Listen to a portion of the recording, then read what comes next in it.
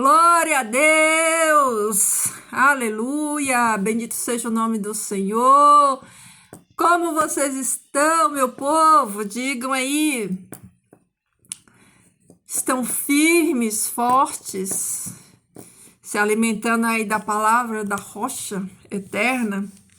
Queridos, sejam todos bem-vindos. Vamos continuar estudando a história dessa família incrível, né? Família de Abraão. O desfecho, né? Da história dessa família. Quantas aventuras, né? Quantas aventuras, quantos erros, né? E que espetáculo da misericórdia de Deus, não é verdade? Olha a misericórdia de Deus sendo derramada, alcançando pessoas que seriam improváveis, né? Como Deus é maravilhoso. Eu amo tanto esse Deus, assim, esse Deus, o nosso Deus, ele nos constrange tanto, assim, com esse amor dele que alcança prostituta, que alcança o escravo, que alcança a jovem, que alcança o idoso, que alcança o estrangeiro. Gente, eu fico assim, eu tenho vontade de chorar. Eu confesso para você que a palavra, assim, ela mexe tanto quando eu falo do amor de Jesus, quando eu falo assim desse Deus que ele é pura misericórdia. Ele é o Pai de todas as misericórdias, né? Paulo vai dizer que ele é o Deus de todas as misericórdias. Aí, quando a gente medita aqui nessa história da família de Abraão, a gente vê jorrar essa misericórdia de Deus, não é verdade? Não sei se vocês conseguem, assim, enxergar a paciência de Deus, né? A paciência do Pai de está sempre recomeçando no ser humano, né? A gente vê lá no Éden a queda e os padrões sempre se repetindo, né? Os padrões do Éden, né? Que foram quebrados lá, o pecado deles, a desobediência deles, eles vêm sempre se repetindo. E aí, quando a gente chega aqui na vida desse patriarca, a gente vê essa misericórdia de Deus na vida dele, né? É impressionante. Então, vamos ver mais um capítulo, né? Vamos olhar com a lupa aqui a história e vamos ver mais um capítulo, né?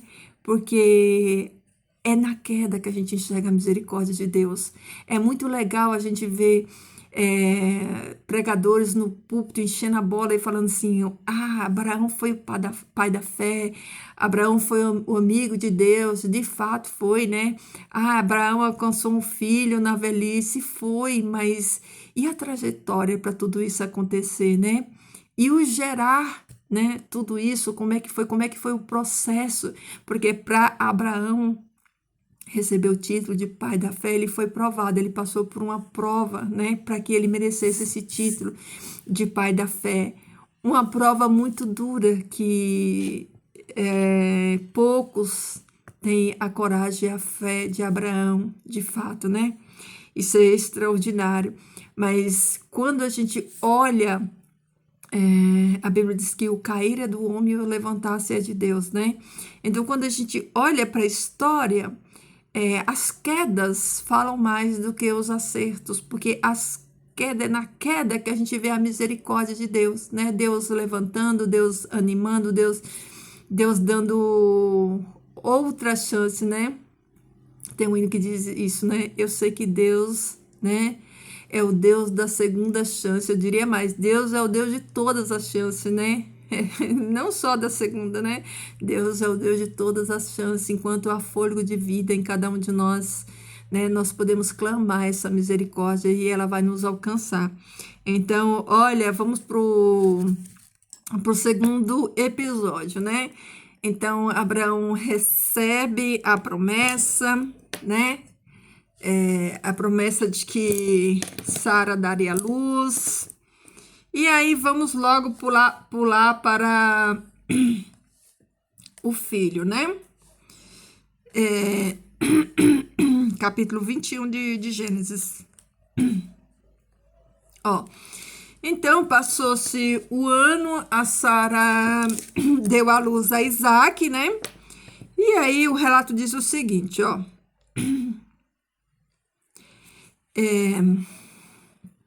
Capítulo 21, né? O Senhor foi bondoso com Sara, como lhe dissera, e fez por ela o que prometera. Olha aí, ó. Sara engravidou e deu um filho a Abraão em sua velhice, na época fixada por Deus e em sua promessa. Abraão deu o nome de Isaque ao filho que Sara lhe dera. Quando seu filho Isaque tinha 8 dias de vida, Abraão o circuncidou, conforme Deus lhe havia ordenado. Estava ele com 100 anos de idade quando lhes nasceu Isaque, seu filho. E Sara disse: Deus me encheu de riso, e todos os que souberem disso rirão comigo. E acrescentou: quem diria a Abraão que Sara amamentaria filhos? Contudo, eu lhe dei um filho em sua velhice.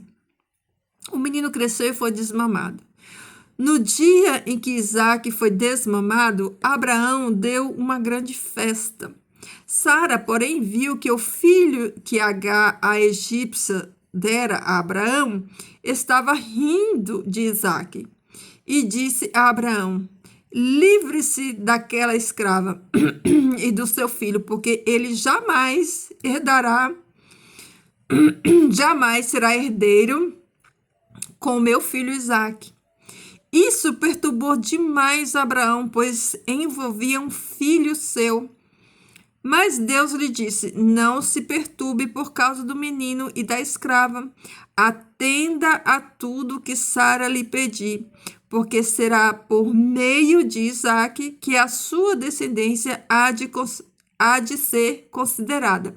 Então, queridas, olha que coisa interessante, né? Parecia que agora era só alegria, só festa na casa de Sara. Sara fica grávida. Finalmente a promessa vai se cumprir. Um herdeiro legítimo, né? Agora não mais um herdeiro bastardo, filho de uma escrava, mas agora a alegria encheu aquele lugar. Finalmente o herdeiro do trono, o herdeiro real, o herdeiro da promessa, né? Chegou, e aí, quando a gente pensa assim, ai, final feliz, né? Ai, acabou tudo bem, agora, né? Ai, que bênção. Engano, né? A gente pensa, né? Que isso ia terminar bem, porém, todavia, entretanto, né? Com certeza, o coração desse povo, né? Já tinha muitas mágoas, né? A convivência, com certeza, não era uma convivência pacífica, né? Não era. Então, agora, né? Abraão, na sua alegria, né? Ele dá uma festa ali para comemorar, né? O dia em que Isaac foi desmamado. E aí entrou a rivalidade, né? Entre o filho da escrava e o filho da livre. Olha os dois povos aí no conflito, né? Brigando. Então começou esse conflito. E aí eu penso assim, ó, me colocando no lugar de Sara. Sara pensou assim: agora chega, eu já tenho o meu filho, né? O meu filho da promessa. Eu já aguentei demais dessa escrava, eu não sou obrigada, né? Já gerei, né, o filho, então eu não sou obrigada a suportar essa escrava e o filho dela maltratando meu filho. E você imagina como que o negócio ia desandar para coisas até pior se a Sara não toma essa iniciativa. Então, a Sara fala para o Abraão, né? É engraçado que a gente vê a obediência de Sara, né? E isso é um ponto que eu acho que é válido nós ressaltarmos aqui. Que Pedro, lá na sua segunda carta, ele vai justamente elogiar o comportamento de Sara como uma mulher obediente e vai instruir que as mulheres elas sigam o mesmo comportamento de Sara. Sara, em momento algum, ela desobedece ao seu esposo. Ela é uma mulher submissa o tempo todo. Quando ele fala mente, ela mente, né? E ela não faz nada fora da autorização dele. Então, olha só. Aí Sara fala assim, ó. Deixa eu ver onde eu parei aqui. Então, Sara, ela fica indignada e manda ele se livrar. Ó, livre-se daquela escrava e do seu filho. Já não é mais escrava dela, né? Livre-se daquela escrava lá, ó. Aquela escrava e do seu filho. Ele jamais será herdeiro, né? E aí, Abraão, ele, de imediato, ele não atende a sua esposa, né? Ele fica receoso, porque a última vez que ele ouviu a esposa colocou todo mundo numa fria, né? E aí, ele fica, né? Pensando, porque agora ele já tem amor por Ismael, né? Ismael já tem 13 anos já, né? Pensa, nesse tempo todo, né? Viu Ismael crescer, chegar nessa fase da pré-adolescência, né? Então, Abraão, ele não queria perder o seu filho, né? Só que, olha o que acontece, ó. Mas Deus lhe disse, né? Deus falando com Abraão. Não se perturbe por causa do menino e da escrava. Olha só, atenda a tudo o que Sara lhe pedir, porque será por meio de Isaque que a sua descendência há de ser considerada. Então Deus fala assim, ó, ouve em tudo que Sara disser, você ouve a sua mulher, né? Por quê? Se não fosse essa aprovação de Deus, gente, olha a misericórdia de Deus. Olha Deus como é maravilhoso. Porque a mulher, ela tem um sexto sentido. E Sara, no seu convívio, já sabia que aquilo não ia dar certo, não ia ter como dar certo. Porque a vida dela, que já não era boa com a escrava, ia ser pior, ia ser um inferno agora, porque agora não era só a escrava provocando ela, era a escrava e o filho da escrava. Então, Sara, né, entendendo, né, a situação que aquilo dali ia se tornar, ela fala, opa, é melhor eu cortar esse mal aqui pela raiz. Só que, olha que interessante, né, Abraão precisou que Deus falasse para ele, porque se Deus não falasse para ele, provavelmente ele não ia dar ouvidos à sua mulher. Por quê? Porque a mulher que tinha que ser submissa a ele, né? Uma mulher não daria ordem para um homem. Então, mas quando foi conveniente, ele aceitou a proposta da esposa, né? Mas enfim. Então Deus vai lá e chancela. Olha, Abraão, aceita, ouve a sua mulher, ouve em tudo, não só ouve, isso é muito importante, ouve em tudo, né? Ouve em tudo que a tua mulher te disser, porque ela tem razão. Eu vou chamar a tua descendência em Isaque, e parente tem que estar longe, porque parente perto é igual carne no dente, incomoda, não dá certo, tem rivalidade, tem inveja, tem tudo, né? Então, mas Deus fala assim, ó, atende, mas ao mesmo tempo Deus ele dá para Abraão segurança. Olha, Abraão, atende a tua esposa, manda a escrava embora, mas não se preocupa, eu vou cuidar da escrava e vou cuidar do teu filho também. Olha que coisa extraordinária, como que a gente não ama um Deus desse, né? Misericordioso. Olha aí, ó. Aí no versículo 3, ó, Deus fala assim, ó, mas também do filho da escrava farei um povo, pois ele é o seu descendente. Olha que coisa linda, né? E aí, na manhã seguinte, Abraão pegou alguns pães, uma vasilha de couro cheio de água, entregou-os a Agar e, tendo-os colocado nos ombros dela, despediu-a com o menino. Ela se pôs a caminho e ficou vagando pelo deserto de Beceba. Gente, pensa nessa cena. Eu quero levar você para essa cena agora.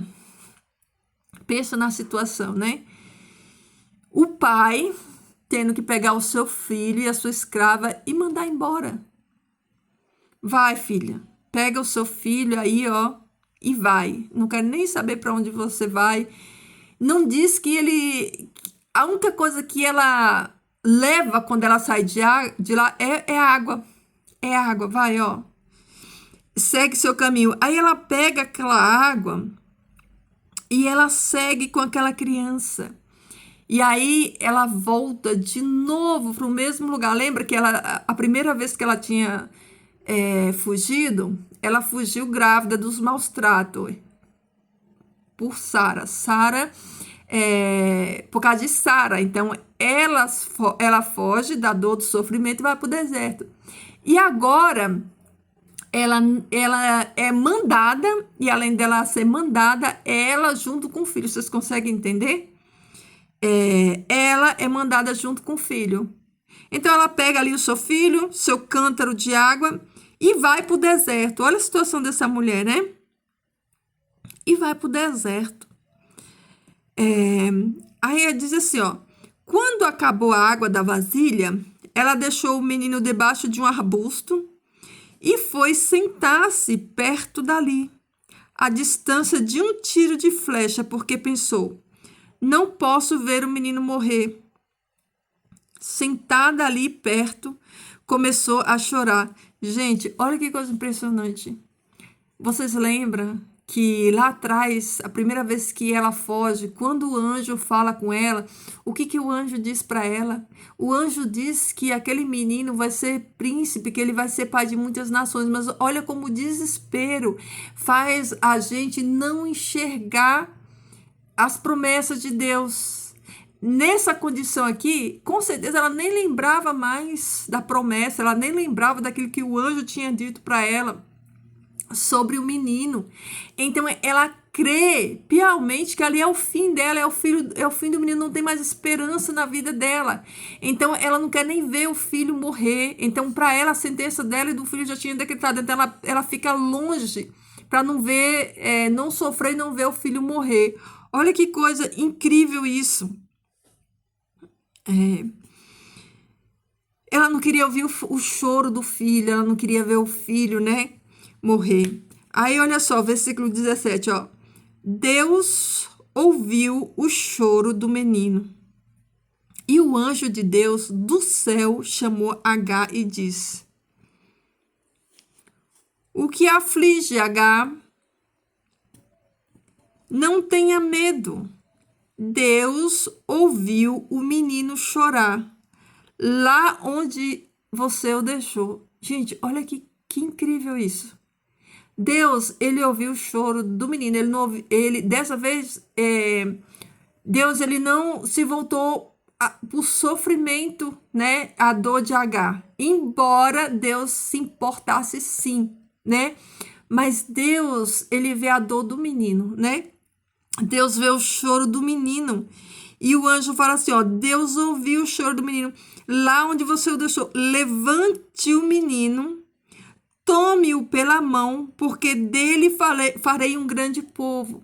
Aí o anjo reforça aquilo que ele já tinha dito lá atrás, no primeiro encontro, quando ele encontra ela fugindo da sua senhora. Deus, o anjo reforça para ela, né? Então Deus lhe abriu os olhos, né, os olhos dela, e ela viu uma fonte e foi até lá, encheu de água a vasilha e deu de beber ao menino. Deus estava com o menino. Ele cresceu, viveu no deserto, tornou-se flecheiro e vivia no deserto de Parã. E sua mãe conseguiu-lhe uma mulher da terra do Egito. Então, esse menino, ele cresceu, a sua mãe arrumou esposa lá da sua gente, né? Do Egito, e Deus fez dele 12 príncipes, né? Os árabes, né? Povo rico, né? O povo de Ismael, os ismaelitas, né? Eles se tornaram povos mercadores, ricos, né? Que são os inimigos, né? De Israel hoje, são as nações, né, inimiga do povo de Israel, são os dois irmãos, né, os dois povos que são, que brigam até hoje, né, brigam até hoje justamente por esse direito, né, da bênção e da terra, porque os árabes, né, eles defendem que eles, né, são merecedores da terra e que a promessa é para eles. Então fica até os dias de hoje, está aí esta confusão deste povo. Só que dentre esses povos, né, dentre esses povos, dentre essas nações, todos esses que descenderam, né, de Abraão, Deus tem os seus escolhidos, dentre todos eles, porque a palavra diz que não é filho de Abraão aquele que é nascido de Abraão, mas é aquele que tem a fé de Abraão. Então, aí passa-se, né? O Ismael vai lá para o deserto, ele casa, ele tem os seus 12 príncipes lá, faz lá a sua dinastia, o seu povo, Deus abençoa ele e a vida segue. E aí por aqui, né? Por aqui, na casa de Abraão e de Sara, no lar de Abraão e Sara, agora Deus vai acertar as contas com Abraão, né? Agora, né, Deus ele vai provar a fé de Abraão, porque Abraão ele não podia ficar a vida inteirinha mentindo, né? E aí Deus ele vai pedir, né? Vai pedir não. Deus vai testar a fé de Abraão. Assim como Abraão, ele toda vez que passava por um lugar, ele pedia que Sara se sacrificasse por ele, né? Sacrificasse a vida dela, a vontade dela e mentisse para que ele permanecesse vivo. Agora Deus vai pedir que ele sacrifique o filho dele. Então vamos lá, Abraão, você que gosta de sacrificar sua esposa, né? Pedir para ela mentir, para que você fique vivo, agora eu quero que você prove que você, de fato, crê, né, em mim, e se de fato eu posso confiar em você. Então, Abraão, ele tem a fé dele provada, né? Eu vou só resumir que a gente conhece a história. Ele vai lá no Monte Moriá, leva Isaac lá, a fé dele é provada, e esse ciclo, né, é quebrado. Ele prova que ele tem fé, ele prova que ele caiu, mas ele se levantou, ele confiou em Deus e Deus proveu, né, como está escrito, né, Deus proverá para si. Deus proveu o cordeiro ali para Abraão, né, simbolizando ali Cristo, o nosso cordeiro, que lá no futuro, 4.000 anos depois, viria aqui morrer e nos resgatar. Aí, o que acontece, né? Depois que acontece tudo isso, Sara, ela vive poucos anos, né? Ela vive poucos anos. Isaac como filho único deles, né? Porque depois que Sara morre, Abraão ele tem mais 6 filhos, né? Ele tem mais 6 filhos com a concubina dele, né? A Quetura. No total, Abraão tem 8 filhos, né? No total de 8 é um número significativo, né? Ele tem 8 filhos, 7 plenitude e 8, né, é infinito. Então, ele tem os seus oito filhos, né? E ele manda, deixa eu ver se tá aqui. Aqui é Deus provando a fé dele. Ó. Aqui fala da morte de Sara. Sara viveu 127 anos. Então, quando Sara morreu, Isaac tinha 27 anos, nem tinha casado ainda, né? Ela nem viu Isaac casar. Ela morreu com 127, então Isaac tinha 27 anos quando ela morreu. Aí diz que Abraão deixou ali o corpo da sua mulher e foi falar com os hititas. Aqui é a compra do terreno, né? Que Abraão compra para enterrar Sara. E aí o que é interessante que o texto diz, né? Que Abraão ele deu presente para esses filhos e mandou esses filhos ir para longe e morarem bem longe de Isaac.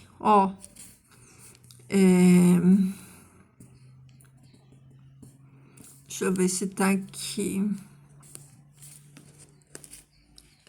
Onde fala?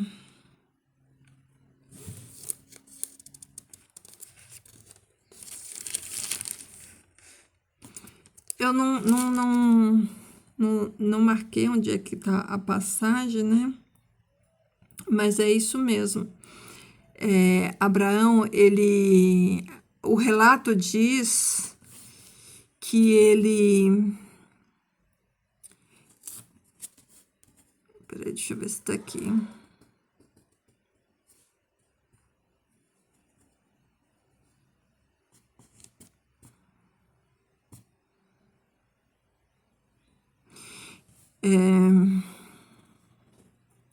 Então, é isso mesmo. Abraão, ele dá presente para todos os filhos da Quetura e manda eles morar bem longe, né, de Isaac. E aí, qual que qual que é o desfecho da história de Abraão, né? O resumo da história de Abraão.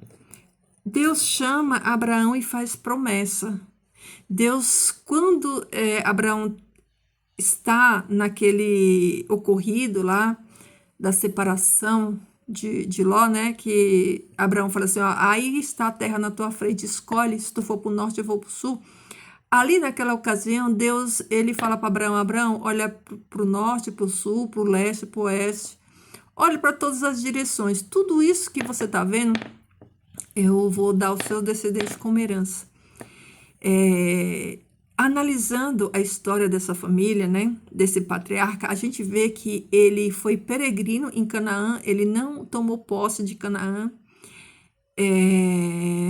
Os cananeus já viviam ali, os cananeus e muitos outros povos que eram os descendentes lá dos filhos, né, de Noé. Então, ele foi peregrino na terra da sua possessão, né? Ele não tomou posse da terra, ele viveu peregrino naquela terra. Pra você ter noção, ele nem teve aquisição daquela terra. O único pedaço de terra que Abraão teve mesmo no nome dele foi essa capela de Macpela que ele compra para enterrar Sara. Era o único pedaço de terra que Abraão tinha. Abraão vivia nas terras, né, de outros povos, e a riqueza que Abraão tinha era a riqueza de gados, de ovelhas, de animais, mas ele foi nômade durante toda a sua vida, ele não tomou posse, né, e porque a posse dessa terra por possessão perpétua, ela vai ocorrer lá no milênio, está ligado com o reino milenar. Então, quando a gente analisa essa história, a história de Abraão, de Sara, da sua família, a gente vê como nós praticamos também, assim como eles, muitos erros, né? Metemos pés pelas mãos, fazemos coisas sem consultar a Deus, sem perguntar a Deus, e as consequências vêm Por isso a palavra diz que nós devemos meditar na palavra de dia e de noite, porque quando nós meditamos e nós olhamos para essa realidade e a gente vê a consequência, é para nós pararmos e falarmos: opa, eu preciso pensar mais nas minhas decisões, eu preciso pensar mais nas minhas atitudes, eu preciso ter cautela naquilo que eu faço, eu preciso entender que eu sou totalmente dependente de Deus para tudo. Porque se eu andar fora da direção dele, eu não tenho a bênção dele. Eu só tenho a bênção dele quando eu ando na direção dele, quando eu ando na obediência. Então, isso é muito reflexivo para nós. Nós precisamos pensar nisso, né? Pensar. E se a gente levar em conta como a nossa vida é curta, não dá mais tempo. Nós não temos mais tempo para fazer besteira. Abraão viveu 100 e tantos anos. Hoje em dia, o máximo que se chega aí é 80, com muita fadiga, né? Como diria Salomão, muita fadiga. Então, não dá mais tempo para ficar fazendo besteira, cabeçada. Até porque a palavra ela está cheia de exemplo de tudo aquilo que nós não devemos fazer. Então, aqui tá várias lições, né? Daquilo que nós não devemos fazer. A questão do esperar, do obedecer, do esperar o tempo certo, do confiar, da confiança que nós devemos ter, de não repetir padrões, de não repetir erros, porque o ciclo da família, né, de Abraão e Sara finaliza aqui, mas a consequência do pecado deles não finalizou neles. Eles desceram a sepultura, mas a consequência continuou, porque o filho e a nora vão fazer a mesma coisa que eles fizeram. Vão lá aqui no capítulo 26 de Gênesis, Isaac e Rebeca, eles vão fazer a mesma coisa que Sara e Abraão fez.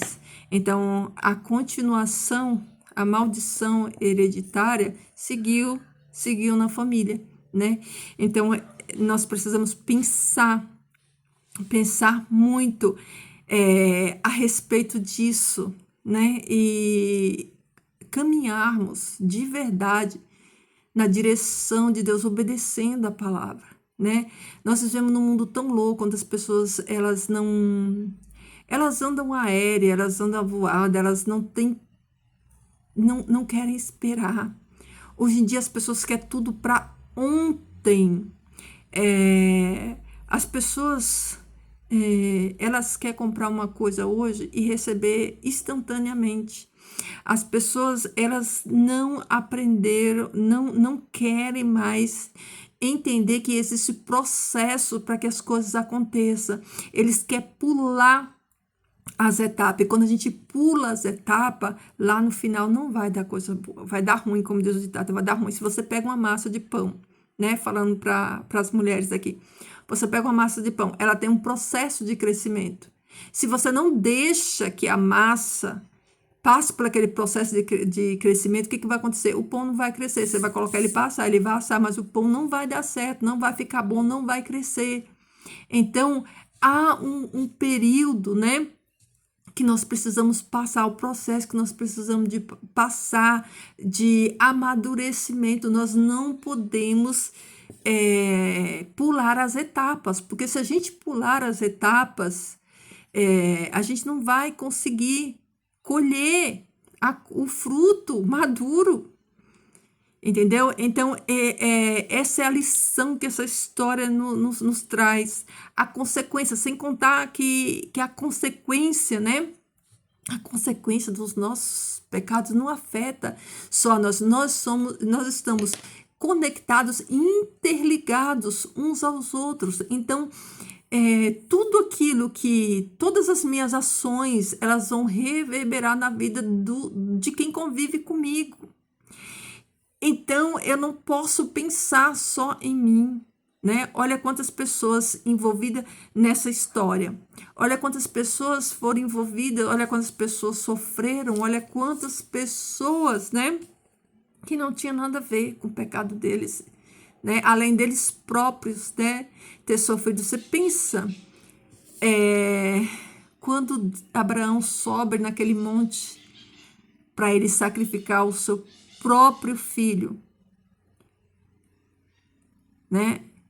Pensa na consequência quando Sara coloca uma moça jovem na cama do seu esposo, depois essa jovem ela começa a desfazer dela. Olha a consequência.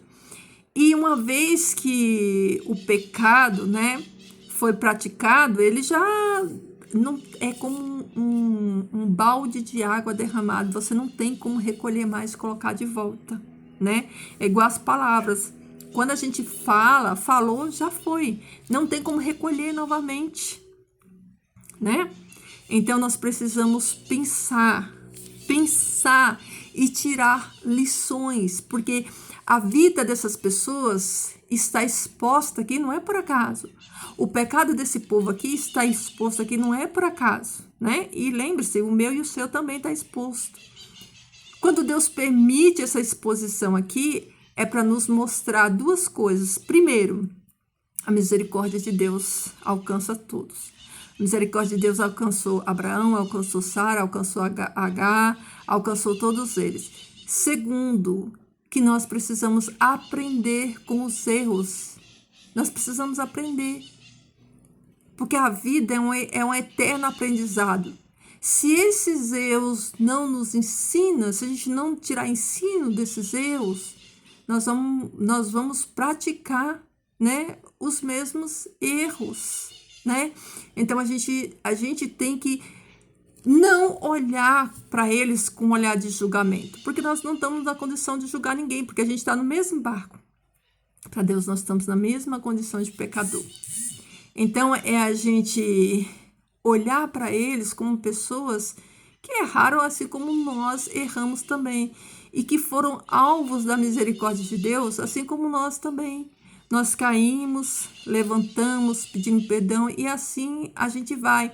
Mas o que eu quero frisar aqui para você é que você não idealize uma perfeição que não existe.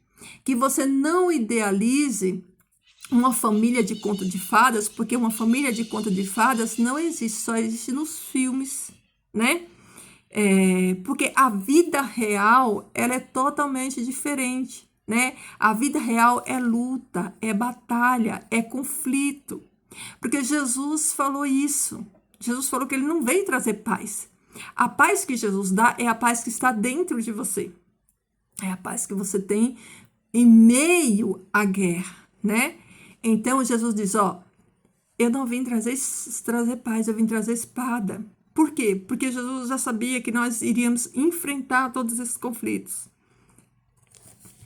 Aqui no livro de Coríntios, eu acho que é 2 Coríntios, Paulo, ele aconselha que as pessoas não se casem. Ele fala assim, eu aconselho que você não case. Mas se você não aguentar, para que você não viva abrasado, né? Para que você não peque, não vive fornicação, case-se. Só que Paulo, ele deixa bem claro, ele fala assim, o melhor que você faz é não casar. Fique como eu estou sem casar. Se você não consegue, para você não envergonhar a causa de Cristo, se case. Só que eu vou falar uma coisa para você. Você vai sofrer e vai ter problema. Entendeu? Então, já foi avisado. Foi avisado. Casamento é problema.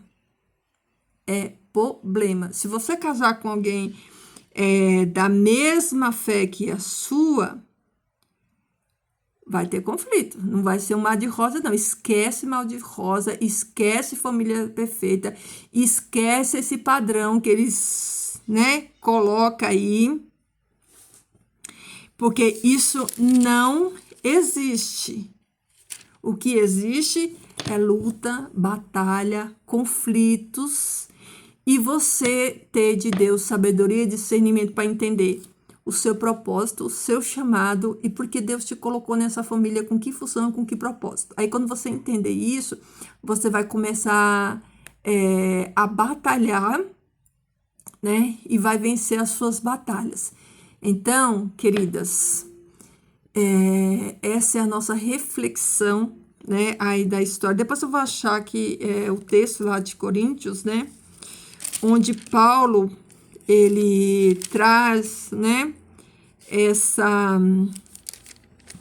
onde Paulo traz essa orientação, né, essa orientação falando nisso para vocês conferir. Mas é isso, não existe conto de fadas, não existe felizes para sempre, não existe nada disso. O que existe é pessoas, né, caídas do pecado, com defeito, vivendo juntos e batalhando junto, né, que não é fácil.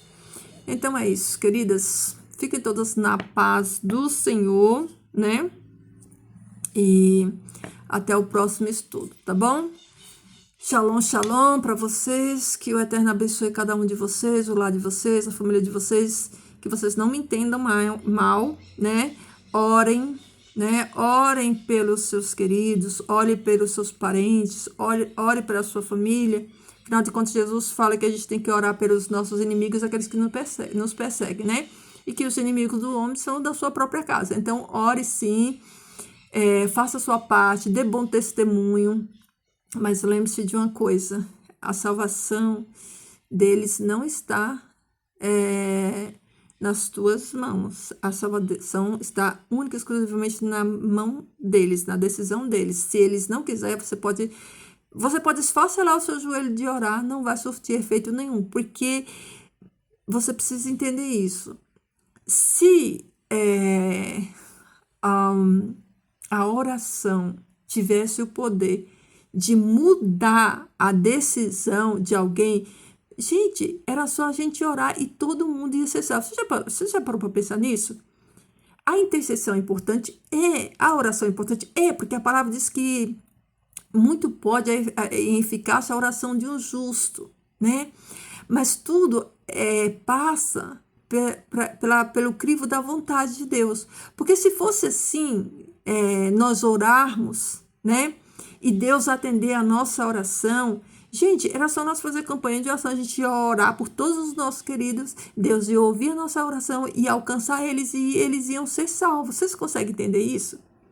Mas salvação é algo individual de cada um, não é coletivo, é individual, né?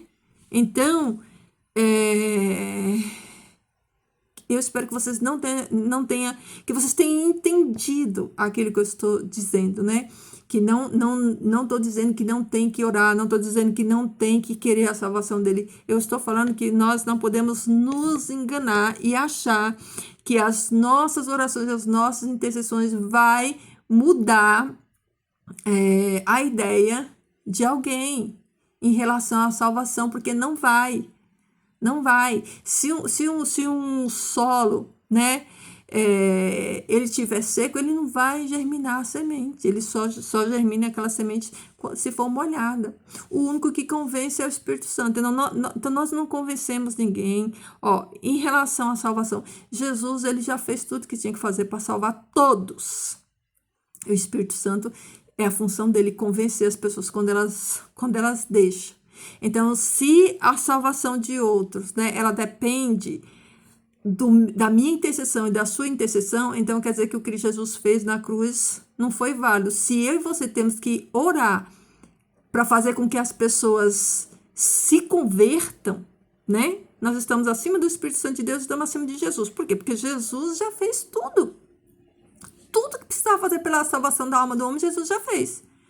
E o Espírito Santo convence, ele está todo dia, né, chamando aquele que quer. Então, se a pessoa não quer, se a pessoa não ouve o Espírito Santo e não é convencida pelo Espírito Santo, não vai ser a minha nem a sua oração que vai fazer essa pessoa mudar de ideia. Não vamos nos enganar em relação a isso, tá bom? Então é isso. Fiquem todos na paz do Eterno e até o próximo.